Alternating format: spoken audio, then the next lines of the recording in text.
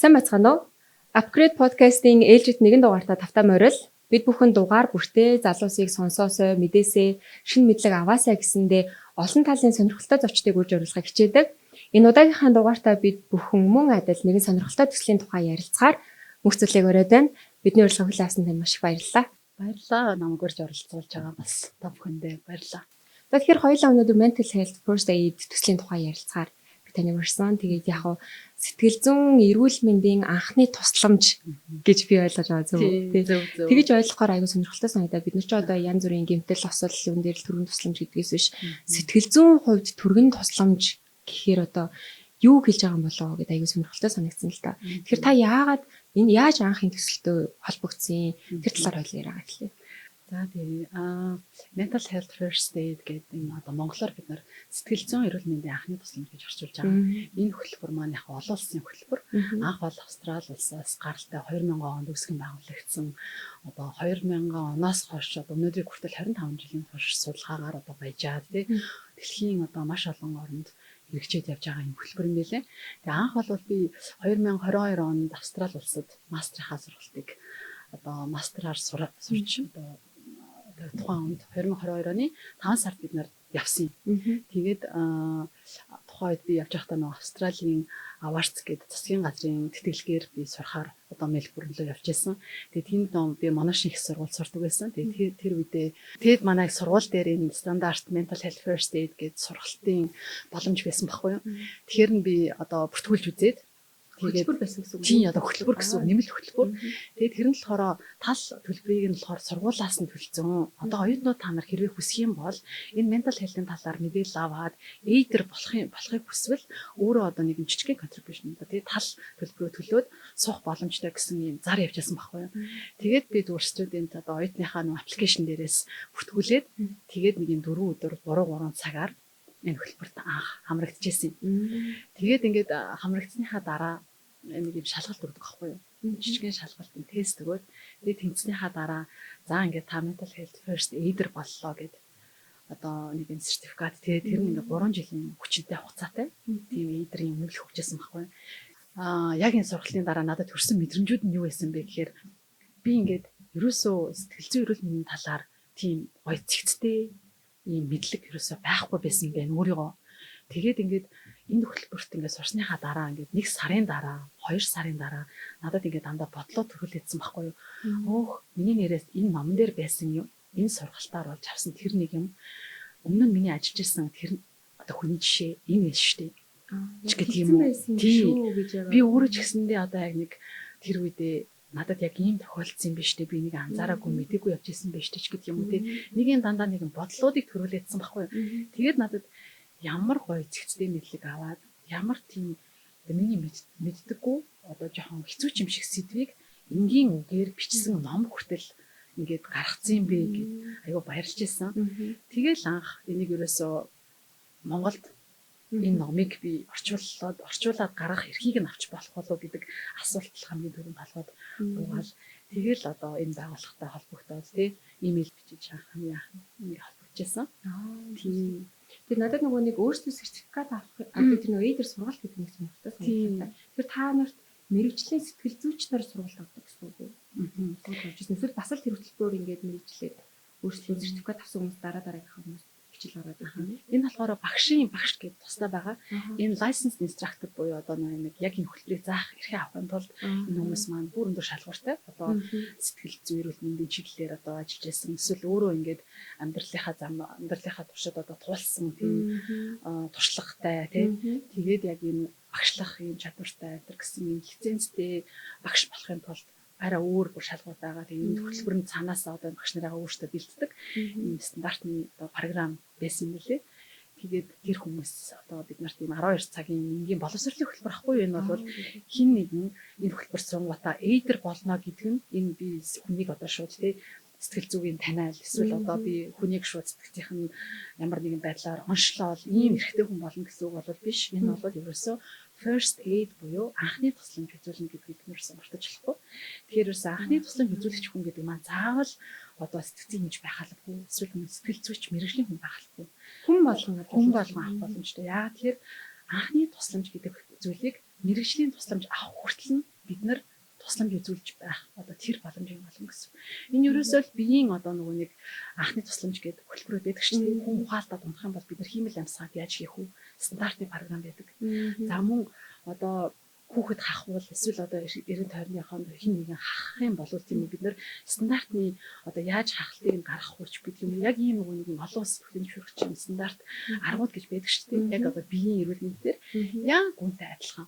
Ерөөсөө л хүн сэтгэл зүйн одоо ямар нэгэн асуудал сэтгэл зүйн олон асуудал байгаа тийм тэр олон асуудлуудыг одоо мэдрээд тий эсвэл төвшөө муудах гадар байгаа тийм одоо хамт олно гэр бүлийнхаа хүмүүс гэдэг эсвэл найз нөхдөйгөө одоо эрүүл мэндийн салбар руу тий мэрэгжлийн тусламж авах хүртэл нь чиглүүлнэ тэр хүртэл нь би өөрийнхөө чадах тусламжийг үзүүлэх ёстой гэсэн энэ санаанд байдал одоо тогтсон хөтөлбөр учраас надад амар одоо практикэл тэгээд айгуу гоё санагдчихсэн. Тэгээд та тэгвэл 25 онд албан ёсоор ирэх гэсэн чинь тэрний хойш танах тэгэхээр дээр албан ёсоор эйдэр бэлтгэж эхэлсэн гэсэн үг. Одоо тийм эхэлсэн гэсэн. Одоо хэдэн эйдэр яаж бэлтгэсэн хүмүүс хэр хүлээж авч байна тэр талаар юу? Одоо энэ маань нөгөө нэг лиценз авсныхаа дараа бид нар чинь ерөөсө бүх материалын стандарт хаад авах гэдэг англиар авч байгаа байхгүй. Тэгэхээр ингээд англиар орсон юм бид нар шууд орчуулаад болохгүй. Бид нар энэ дээр яг мэрэгжлийн хүмүүсийн тусламж хэрэгтэй болсон. Тэгээд бид нарт нөгөө нэг айгуу гоё ер нь л айгуу азтай гэх юм уу те зөв хүмүүстийг айгуу их таараад энэ хөтөлбөр маань маш амжилттай явж байгаа. Тэгээд тэр маань үнэхээр анагаахын шинжилгээ ухааны үндэсний их сургуулийн сэтгцийн эрүүл мэндийн тэнхимийн эрхлэгч болон яг тэр тэнхимийн 5 багш маань энэ хөтөлбөр дээр бүр ерөөсөө мэрэгжлийн зөвлөх баг болж ажиллаж байгаа. Өөртөө жинхэнэ академик салбарын гол судалгаан дээр байгаа хүмүүс. Тэгээд дээрээс нь Монгол Улсын их сургуулийн бас одоо яг энэ сэтгэл зүйтэй холбоотой тэнхимийн бас багш маань энэ дээр орж ирж байгаа. Тэгэхээр ингээд санхүү эдийн засгийн их сургуулийн бас проректор гэдэг юм хүмүүс энэ хөтөлбөрийг нутагшуулах бүх үйл ажиллагаанд бид нарыг чиглүүлж мэрэгжлийн баг чиглүүлж хамтдаа ингээд энэ хөтөлбөрийг Монголд нутагшуулсан гэдэг нь айгүй том амжилт гэх юм уу да тий одоо айгүй мэрэгжлийн багийг бас бүрдүүлж чадсан одоо манай төслийн баг. Тэгээд энэ хөтөлбөр маань ингээд орчуулад нутагшаад ингээд бэлэн болоод тий бэлэн болсныхаа дараа бид нар Австрали улсаас экспертүүдийг авчраа шалгалдаг аахгүй шалгуулад бид нар одоо ийм хэмжээнд бэлтжлээ. Та нар маань бидний анхны багш нарыг бэлдэж өгөөч гэдэг ингээд хүмүүсээ авчраад одоо менторшип гэдэг хөтөлбөрөөр бас дуусгах хэрэгтэй. Тэгээд тэр хөтөлбөрөө хүртэл ингээд бид нар 10 сард амжилттай хийгээд дууссан. За тэгээд энийхээ дараа одоо нэг ингээд Монголд болгосон одоо сурах бичгээ тий бэлэн болгоод хамаг хөтөлбөрөөр ерөөсө бүрэн гүйцэд боловсруулж дуусныхаа дараа багш нь бэлэн сургалтын хөтөлбөр нь бэлэн сурах бичиг агуулгууд маань бэлэн ингэжээж бид нар анхныхаа эдэрсүүдийг бэлтгэж энэ зөвхөлбөрийг яг стандартын дагуу дэлхийн бүх орнуудтай адилхан нэг слайдын дагуу слайдны цаана авч байгаа жишээ нь хүртэл нэг стандартны байх хэвээр өгж байгаа бүх ойлголтын ялгалтууд нь чиглэл чид хоёр хойлоо сэтгэл готрол гэдэг зүйлийг нэг төвшөнд ойлгох нь өөрийнхөө тоглоомын томчлт гэдэг асуудлыг чивдээ нэг төвшөнд ойлгох хэрэгтэй гэсэн. Чигвэл хүн болгон өөр өөр тий эсвэл одоо ингээд сэтгэлийн эмчнэрийн одоо сурсан хөтөлбөрийн одоо bias гэж ярьдаг шүү дээ. Одоо юмнууд ороогүй ерөөсөө ингээд яг дэлхийд даяар нэг хэмжээнд стандартын дагуу ойлголтыг авъя гэсэн л зарчим барьж байгаа гэсэн. Тэгээд энэ хөтөлбөр маань одоо яг бүтэн хэмжээгээр бэлэн болсон хугацаанаас сая 26 оны 2 сар одоо энэ загснаас хойш та ингээд овчуулж гаргасан. Саяны ярьсан бүх бэлтгэл ажил маань явагдана шүү дээ. Дэлгэцэн загснаас хойш бүтэн 10 сарын дараа анхныхаа сургалтыг ол хийсэн. Тэгээ одоогоор бол ер нь 100 орчим одоо эйдэр mental health first aiders бэлтгэгдсэн явж байна. Тэгээ энэ том маань энэ жил ихтэй айгүй өндөр том шүү. Өндөр тоо. Тэгээ нэг анги маань ерөөсө 20-с дэшээ бэлтэрч болдоггүй юм стандарт байхгүй. Яагаад тэгэхээр энэ сэдвийг яг ингээд одоо танхимаар орол эхний ээлжинд ингээд орох хэрэгтэй гэдэг энэ зарчимтай. Тэгээд 12 цагийн хөтөлбөрийг танхимаар орно гэдэг нь бас маш их хэмжээний одоо хүчин чармаалт яг үнэ шаардлагатай, хугацаа шаардлагатай. Тэгээд одоо лицензээ авснаас хойш 10 сарын дотор анхныхаа сургалтыг хийсэн орн ер нь бол байдгүй юм билээ. Тэгвэл өстөө нөгөө хожуу гараад нөгөө нэгтэй Монгол гэдэг шигтэй. Тэгээ бид нар сайн нөгөө нэг жилийнхаа уулзалтыг олон улсынхаа байгууллагатай хийгээд үр дүнгээ танилцуулсан байхгүй. Тэгээ бид нар яг ингээд лицензээ авснаас одоо оффер авснаас хойш тий сар юу хийсэн бэ? Тэгээ бид нар хэдэн эдэр одоо бэлтчихвэ гэдгээ танилцуулсан чинь манай олон улсын баг бүр бид хоёрт ингээд гахаад ер нь бол ингээд Тэгтээ завснаас хойш хийх болсод ер нь жилийн дараа л одоо анхныхаа одоо сонголтуудыг хийдгээ та бүхэн маань бол мэрэгжлийн багийг амар сайн бүрдүүлсэн байна. Хурдтай байна тий. Үнэхээр бас чанарын өндөр түвшин сайн ингэ хийж байгаа чинь харагдаж байна. Дараагийн одоо олон улсын саммитаар тий та нар бүр үнэхээр одоо яаж ингэж сайн одоо нутагшуулалтыг хийгээд одоо хийсэн туршлагаа бас ингэ хуваалцаараа гэдэг дээр бас ер нь бол өрсөлдөхтэй л байгаа. Тэгээд та бас тэгээд нөгөө бага бүрдүүлэхэд одоо мэрэгжлийн хүмүүстэй хамтарч ажиллаж байгаа шүү дээ тий. Тэгэхээр яг мэрэгжлийн хүмүүсийн хувьд энэ хөтөлбөр Монгол заавал хэрэгтэй. Яагаад гэх юм бол статистик нь ийм байдаг юм аа гэсэн тийм сонирхолтой статистик юм байна. Яагаад заавал энэ хөтөлбөр Монгол хэрэгтэй? Анхны тусламжийн энэ боловсрал гэдэг маань хүмүүс бие бинийгээ одоо тэр хүндрхээс нь өмнө анзаараад энэ хүн маань ийм шинж тэмдгүүд илрээд байна шүү. Энэ маань нэрээ одоо бас ойр одоо ийм одоо мөрөгтэй тоглоомд одоо тийм удаа эсвэл ямар нэгэн байдлаар өөр юм бас томлтын эмгэг гэдэг юм бас илрээд байна. Эсвэл сэтгэлийн готролд явагдаад байна гэж бид юм тий. Энийг ингээд анзаараад тэгээд анзаарсныхаа дараа бид нар хүндрүүлэхгүй байх тэр боломжийг нь яаж бид нар бие биендээ өгч чадах юм гэдгийг заадаг. Тий. Тэгэхээр энэ чинь ийм одоо яг энэ салбар тийм одоо бараг сэтгэл зүйн эрүүл мэндийн сэтгцийн эрүүл мэндийн энэ салбарын ачааллыг хүртэл бид нэр том хэмжээнд харах юм бол хөнгөлж өгч чаддаг байсан. Тийм боловсролын хөтөлбөр байхгүй юу?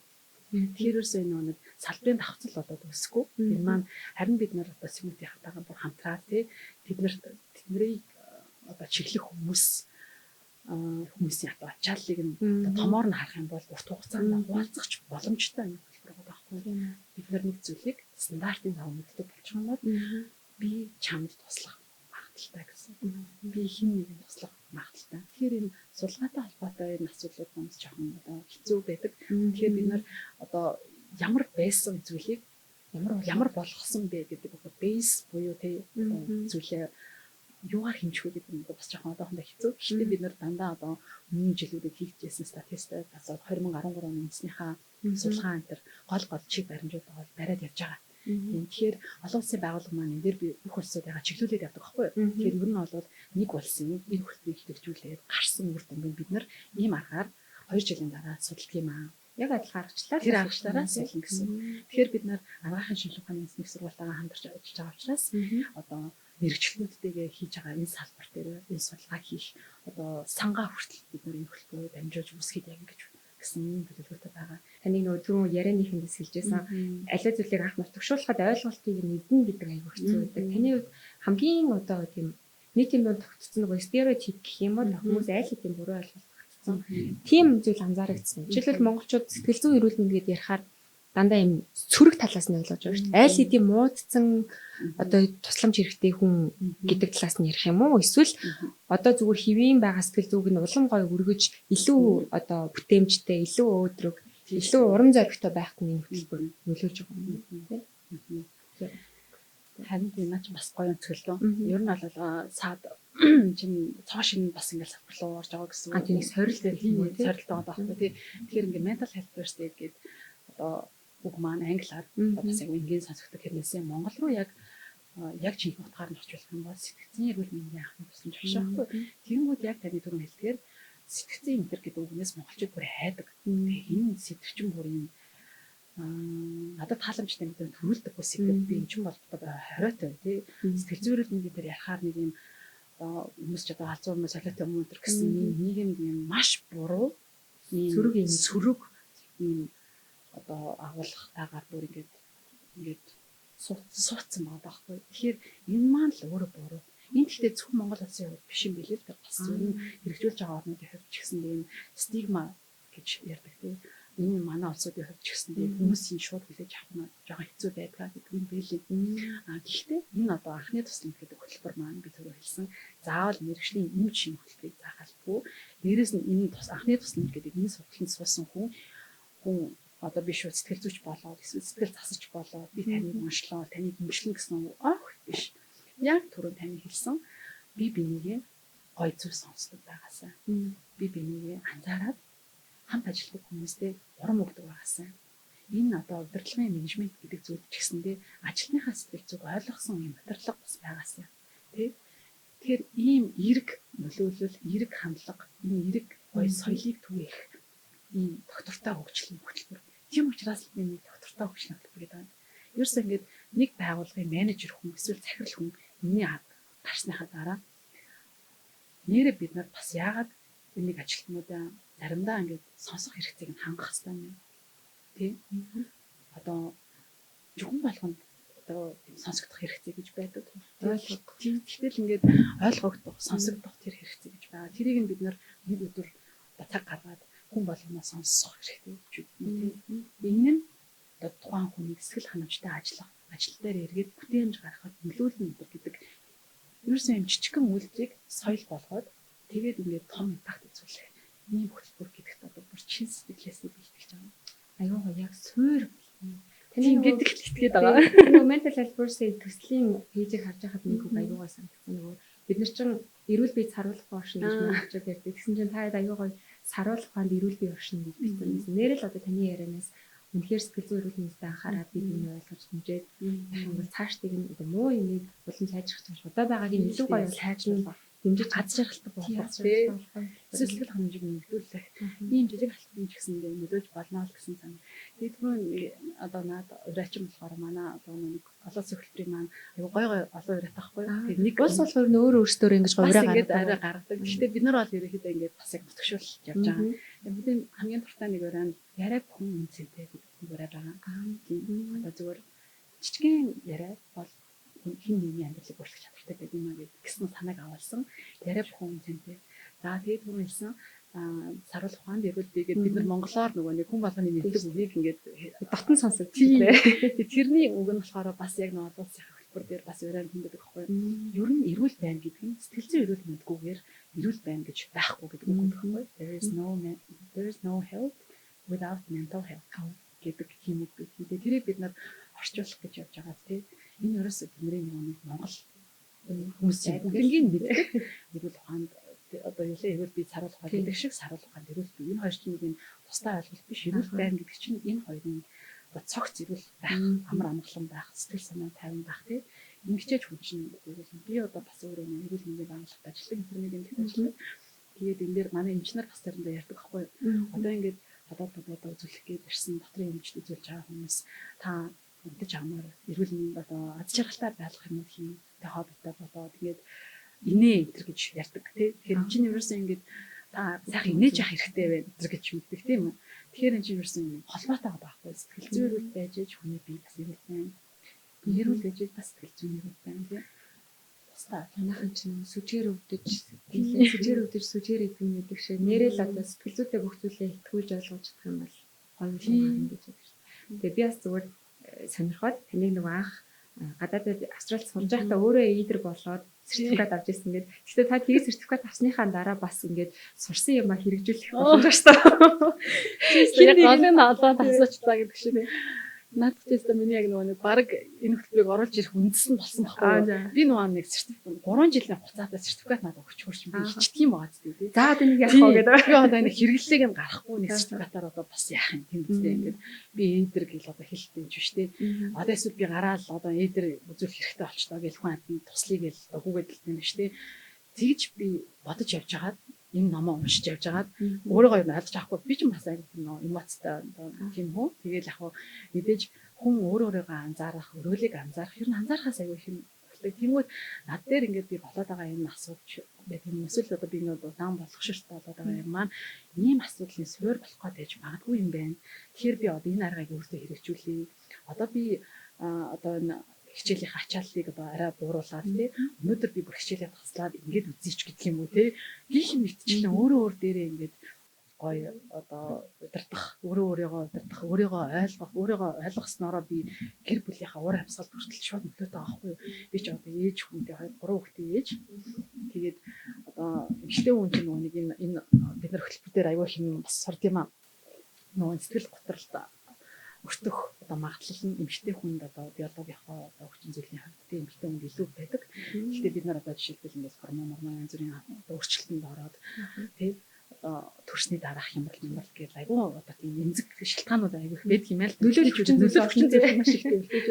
Тиймгүүд би тийм болоод байна гэж би тэр одоо ашиг эмоцийг ингээл гаргаад ээж болохгүй хав орихондоо тиймгүүд нэг юм айгүй гоё ном уншсан эдэр энэ болцсон хүн чинь өөрийнхөө үг хэлтэй үйлдэл мөллийг зэн тийм ээ л шүү дээ.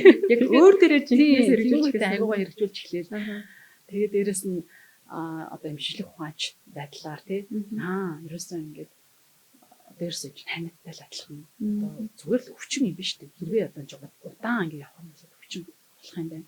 Тэгэхээр бид нар юун дээр нь анхаарах хэрэгтэй, юун дээр нь анзаарах хэрэгтэй, хизээ бид нарын одоо ингээд стоп гэж сайн болох одоо хугацаа мөн гэдэг ийм байдлаар ингээд гоё боловсролын мэдлэг аваад эхлэхээр ингээд тий үйл төрөлт дагаад гоё болтго юм шиг санагдсан. Тэгж явж байгаа л ерөөсөө над дээр ч гэсэн би ингэж одоо үйлчилж байгаа юм чинь тий би ч нөгөө өмнө ажиллаж байсан хүн нэг бодно шүү дээ.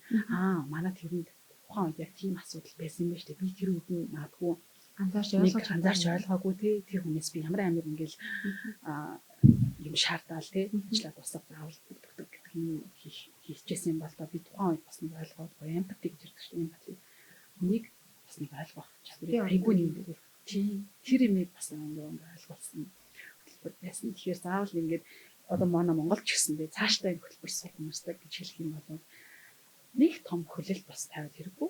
Одоо тийм жимтний мэддэг зүйлүүд байгаа. Хамаагүй зэсний мэдлэг авах хүн болгонд яаж өөрөөр гоохохгүй.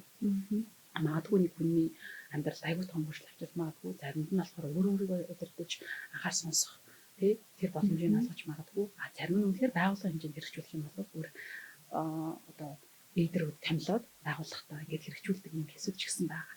Бид нар бол дараагийн одоо жилийн одоо төлөвлөгөөгөө тэгж харж байгаа юм. Байгууллагын одоо workplace mental health гэдэг mental health-ийн workplace гэдэг яг энэ хөтөлбөрийг бид нар оруулж байгаа хэрэгжүүлсэн. Тэгээ энэ дээр болохоор олон улсад товчхондоо дуртахад 10 ажилтны тутмынхаа нэгийг лидер болгоцсон байгууллагын бүтээмж одоо productivity тий маш одоо тодорхой хэмжээний хувиар өссөн. Дээрээс нь бүр юм ашигт ажиллагааны нөлөөтэй гэдэг юм олоосон судалгааны төрөл байдаг юм билээ. Тэр судалгааны тоо баримт дээр бол бүгдээрээ байдаг. Тэгээд одоо ярих юм бол маш урт. Энэ подкаст бол ингээд явах. Би тэгтээ бас бодоод нөгөө нэг эйдер болсон хүмүүс маань одоо өөртөө туслах тэр боломж одоо өөр дээрээ л төрүүлж анзаарах тэр яг ингээд алхамжилсан юм заавар зөвлөгөө байдгүй гэсэн чинь та айл хэдий хариулчихлаа. Үргэлжлүүлээд бас өнөөдрийн дугаарыг үзэж байгаа хүмүүс нэг алхам бас үсчиж магадгүй л тодорхой шууд өөр дээрээ амьдрал дээр хэрэгжүүлчих магадгүй. Тэгэхээр та саяных нэг ажлын байрны дээр илүү тулгуурлаж байгаа учраас би нэг ажлын байрны ажлаас халшрах хам шинж гэдэг зүйлүүд нэлээд их дуусах хэрэгтэй. Тэгэхээр та яг зүгээр ингээд алхамжлаа зөвлөгөө өгөх үү. Та энийг л анзаараад үзээрэй. Ийм юм хэрэг шинж тэмдгүүд танд ч юм уу таны эргэн тойрны хүмүүст байгаа бол тэр магадгүй ажлаас халшрах хам шинж байж болно шүү. Эсвэл тэр хүнд тусламж хэрэгтэй байна шүү гэдэг ч юм уу. Одоо та түрүү нөгөө анзаар сонс гэдэг алхам танаа нөгөө алхмууд байсан шүү дээ. Тэрийг л илүү ингэж дэлгэрүүлж яг хүн таны үздэг хичээлийн зах цухаас одоо нэгтгэх юм да. Тэгэж болох уу? Тэгж ойлгомжтой асууж шиг байна. Гүү зүгээр ер нь бол хэлгээд байгаа хэвчээ санааг ойлгож юм гэхдээ энэ нь бол бас тийм амархан одоо шүтгдэг гэж шууд зөвлөгөө гэхэд бас хэцүү тий.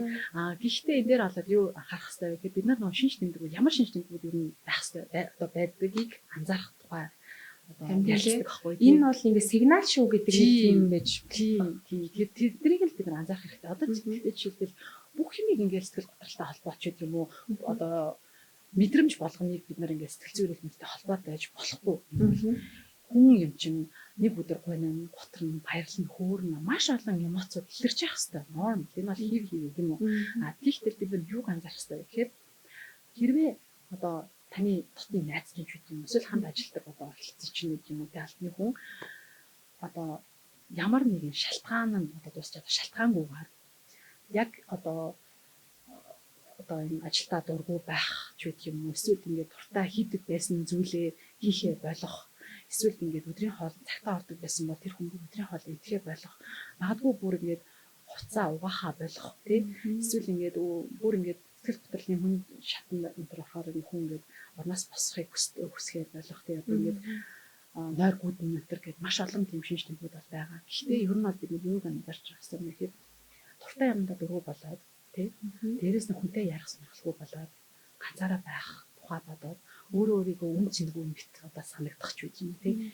Тэгээ дээрээс нь ингээд ганцаархнаа одоо ингээд тусдаа ингээд одоо тусгаарлагдах ч үгүй юм уу тий.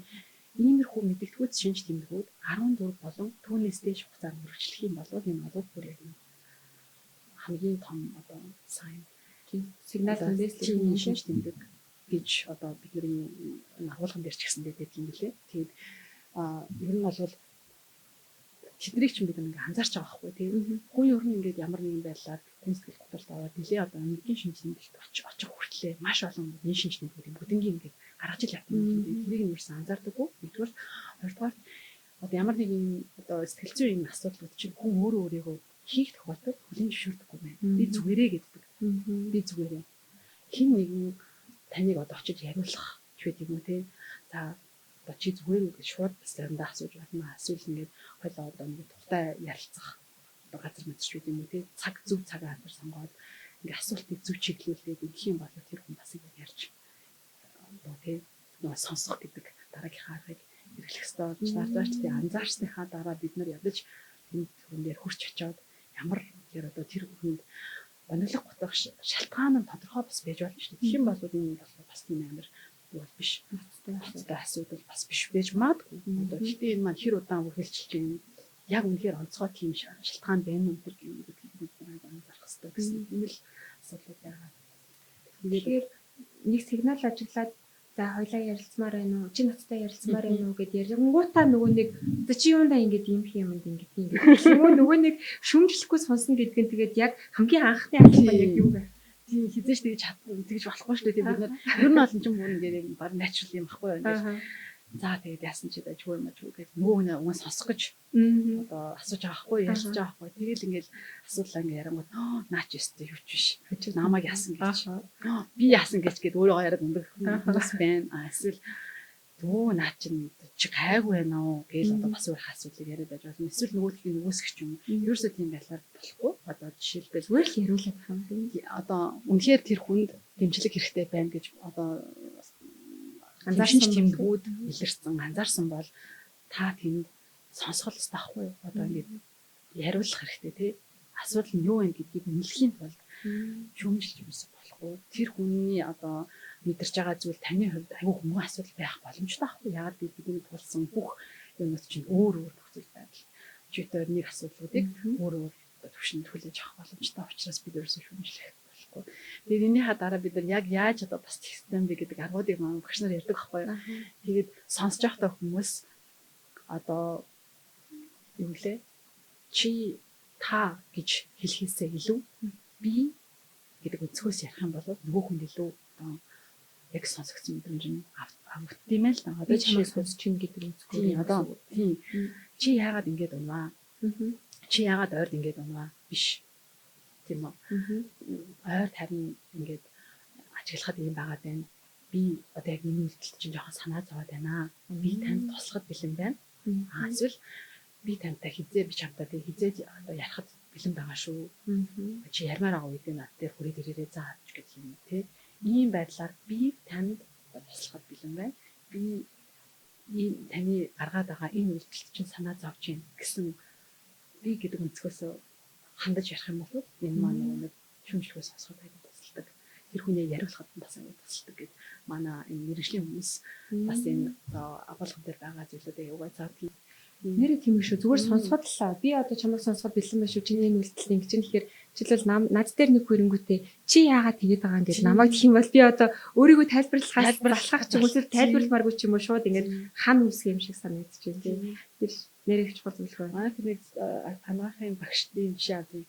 Одоо архинд донцсон ч гэдэг юм уу эсвэл арх хараагаа уугаад байгаа хүн дээр очиод чи яасыг харах юм бэ биш те би таны ингэ архины хэрэглээнд санаа зовоод байна. Та одоо яасан дээр байж гэх юм те ингэж хандсан одоо ийм асуулт ирэх хүн чинь бас нэг гой болт юм л да. Гой гэхдээ хантай мэдрэмж надад дээр туслах гэж байгаа юм шиг харагдсан юм байна. Тэр мэдрэмжийг нь одоо ядаж өгөөд тэгээ дээрэс нь тэр хүнийг хаашаа явуул одоо зүгээрээ тийм ямар одоо нөгөө нэг стрессийг бууруулдаг тий энэ хобби моби гэдэг тий одоо нөгөө нэг мэддэг мэдээллүүдээ өгч хэлгэнэ шүү дээ. Тусал гэдэг тэр одоо аргачлал дээрээ бид нар тэгээд өнөөдрийн яриаг бас сонссон хүмүүс маань би тэгвэл бас эдэр болмоор байна. Миний эргэн тойронд миний тусламж хэрэгтэй байгаа хүмүүс байгаа гэж бодох юм бол нэрээ хаашаа яаж хандаж болох юм. Шууд танаа төслийн багийнхантай холбогдох юм уу тий. Хүссэн хүн болго нейдер болж болох юм уу? Тийм. Одоо энэ чинь нэг Заах багш нарын маань одоо хүрэлцээнээс хамаарат бид нар одоохоор бол сард нэг юм уу хоёр л одоо сургалт зарлж байгаа гэсэн. Тэгээ хийх тохиолдолд одоо байгууллагууд захиалаад манай багш нарыг одоо байгууллагатаа захиалаад эдээ сургалтуудыг авч байна. Одоо бид нарыг олон нийтэд хувь хүмүүс зориулсан сургалтыг бол хараахан одоо анхныхаа ингээд бас нийгэггүй дандаа байгууллагуудаар одоо багш нар маань нэг юм уу хоёр удаагийн сургалт хийж байгаа. Тэгэхээр манай вебсайт болон Facebook пэйж байгаа. Тэрэн дээр ингээд одоо бүртгэлийн линк гэж байдаг. Тэр дугаар ингээд имэйл хаяг утасны дугаар нэр хэвээр ингээд өгчих юм бол бид нар сургалт зарлахдаа тэр хүмүүст байгаа имэйл өгөөд мэдээлэл өгөөд ингээд авчин гэсэн. Тэгээ бид нар бас нөгөө нэг эйдэр болсон хүмүүстээ сар болгон одоо та тэрэн дээр анхаараарай. Энийг ингэж хэрэгжүүлээрэй гэдэг юм одоо ньюслетер имэйл тохимол ер нь эргэх холбоотой байдаг. Тийм эргэх холбоотой байгаа. Тэгээ эйдрүүдийнхаа бүр юм community-г үүсгээд олон улсынхаа байгууллагын судалгааны материалыг хүртэл нөгөөдөлтөд өгдөг ийм гоё community үүсгэхээр гээд зорж байгаа. Тийм түрүү бас хэлж явах шиг байна. Энэ гол асуудал маань бид нар нөгөө эйдэр болох нь үнэхээр хэрэгтэй. Хүмүүст яагаад гэвэл энэ сэтгэл зүйн асуудлыг ерөөсөө хамгийн түрүүнд анзаарах хүн нь хажуудах хүн байдаг. Өөрөө хийх тохиолдолд хүлээн зөвшөөрдөггүй, анзаардаггүй гэж бид түрүү хэлсэн тийм. Тэгэхээр яг хамгийн түрүүний шинж тэмдгүүдийг анзаарах хүн нь ерөөсөө л хажуудах хүн. Гэр бүл гишүүн бол гэр бүлийн гишүүн, найз нь бол найз нөхдөйг анзаарна. Хамтран ажилладаг хүмүүс бол хамтран ажиллах хэрэгтэй. Тэгээ тийм учраас нь ч нийгэмд ингээ халтдаг нийгмийн хөтөлбөр хөгжлийн хөтөлбөр шүү. Байгууллагаараа энэ заавал тий ингээ бас нэг mental health workplace бас болох ийм одоо ESG-ийн хүрээнд хүртэл хийгдэх юм агуу том ажиллахгүй юу? Маань яагаад тэгэхээр бид нар ESG-г ерөнхийдөө доктортой хөгжлийн бодлоготой бүх байгууллагууд ер нь бол хэрэгжүүлээд явдаг тийм ESG-ийн одоо аргачлалыг гэсэн үг. Тэгэхээр хөвчлэн дандаа байгаль орчныхаа одоо хэмжүүрүүдийг нэлээд чухалчилж авч үздэг. Тэрний тоогоор S буюу одоо энэ сошиал тий энэ нийгэмтэй холбоотой одоо шалгуурыг хамх хууц одоо ажилтныхаа тоог эйдэр болгосон хүний тоо тий манай ингээд нийт ажилтнууд сэтгэл зүйн нийслэлийн үзүүлэгч болсон тоо өнтер гэдэг маань хүртэл ESG-ийн маш том шалгуур үзүүлэлтийг хангах ингээд хамрагдаад явдаг угаасаа юм бол бас та. Тэгэхээр энэ талаас нь бас харах хэрэгтэй болов уу гэж бодож идэв. Энэ подкастнда хүртэлтэй энэ одоо сэдвийг маань онцлоод бас ингээд сонирхоод оруулж байгаа танай хамт олон бас маш их баярлалаа гэж хэлбэрэн дахин маш баярлалаа. Хүн болгон яг нөгөө сэтгэл зүйн эрүүл мэнд сэтгэл зүй гэдэг нэмжихэнд нь хоногших тусмаа улам үн цэнэгүй болоод байгаа юм шиг мөртлөө эргээд нийгэмдээ маш том нөлөө үзүүлэх чухал ажлыг хийж байгаа та бүхэн угаасаа онцолж ярилцахыг хүссэн. Тэсэлж гисэн маш сонирхолтой санагдсан. Тэгээд нэг яриан дундаас сонирхолтой олон зүйлсүүдийг сонсч авлаа. Тэгээ өнөө бид хоёрын подкаст ер нь өндөрлөгтэй өгч. Тэгэхээр миний асуугаагүй таны бас нэмж хэлхийг хүсэж байгаа зүйл байна. Энэ бол ижлүүд юм болж. Ерөнхийдөө бол нөгөө нэг ерөнхийдөө бол та айгуу гоё ингээд олон талаас нь асуучлаа. Тэгээд би нөгөө нэг одоо яг энэ эйдрийн хөтөлбөрөөр одоо өөрийнхөө байгууллага дээр ажиллаж байгаа тухай нэг товчхон туршлагаа бас нэг хэлчихье гэж бодож байна. Одоо эрүүл мэндийн байгууллага би түр интернет эмнэлэгт ажилладаг гэлжсэн. Тэгээ эрүүл мэндийн байгууллагаар одоо эмнэлгээр үйлчлүүлдэг хүмүүс маань тодорхой хэмжээний дандаа нэг юм төгшөртэй, айдастай ч үт юм уу тийм миний шинжилгээний хариу ямар гарах болдооч бид юм уу ер нь одоо би эрүүл болов өнтер гэж шинжилгээ өгсөн хүмүүс чинь дандаа нэг юм аз жаргалтай нэг юм ингэсэн хүмүүс бол байдаггүй. Тэгэхээр ингээд тодорхой хэмжээний стресс нөлөөлөлтэй тийм энэ хүмүүс байдаг. Тийм учраас бид нар энэ анхны тусламж үзүүлэх энэ боловсролыг бас ажилтнуудаа өгөөд нэг үр дүнгийн нэг хараад үзье гэж бодоод яг нэмлэгийнхаа үйлчлүүлэгчтэй харилцах алба гэдэг одоо хамгийн түрүүнд нэг одоо цаг өгдөг тий үйлчлэгээ үзүүлдэг тэр одоо нэг уцаар хариу одоо хүлээж авдаг тэр хүмүүсээ эйдэр болохоор одоо ингэ сургаж байгаа. Тийм манай тэгээд эрүүл мэндийн байгууллагт маань энэ одоо эйдрийн сургалт маань бас яаж нөлөө өгөх юм бол гэсэн Монголд тий энэ бол олон улстай бол хүлээн зөвшөөрөгдсөн сургалт нь байгаа. Тийм төслийг эхлүүлээд явж байна. Яг энэ төслөө бид нар нөгөө нэг төсөл бичээд Австралийн юу лээ Австралийн элчинд бид нар нөгөө нэг төсөл бичээд өгсөн. Тэгээд Монгол улстай 300 эйдэр буюу сувилагчдыг одоо улсын эмнэлгийн болон хувийн эмнэлгийн тий нийт ингээд сувилагчдын нийгэмлэгтэйгээ хамтраад 300 эйдрийг Австралийн элчин сайдын хамтаа хамтраад энэ төслийнхэн хүрээнд эдэр болгоно гэдэг энэ төсөл бичээдээ шалгарсан байна. Тэгэхээр Монгол улстай бас одоо энэ жил тий зөвлөгч нарыг бас эдэр болгох ийм гоё кампанид ажил эхлүүлэхээр бас бид нар бэлтгэлээ хийж байна. Өстой гоё сонсогдсон. Нэрэл имлэгт очиход одоо яасан бол бүгд төгшүүртэй байгаа. Тэрийг нэрээ анх нүүр тулж байгаа хүмүүс нь яг ингэж зөв чиглүүлэг өгч чаддаг бол ямар гоё тайвшрах вэ тийм. Гоё үр дүнгээ та бүхэн тэгээд гоё вебсайтаараа ч юм уу бас дахиад олон нийтэд хуваалцах байх гэж найдаж байна. Тэр өнөөдөр цаг зав зориулаад бидний урилгыг хүлээн аваад гоё төслийнхаа талаар ярилцсан байна. Маш их баярлалаа. За маш баярлалаа та бүхэнд. Үзэгчдээ манай өнөөдрийн подкастын түрээд өндөрлөж байна. Дараагийнхаа нэгэн сонирхолтой дугаараар дахин уулзлаа. Түр баяртай.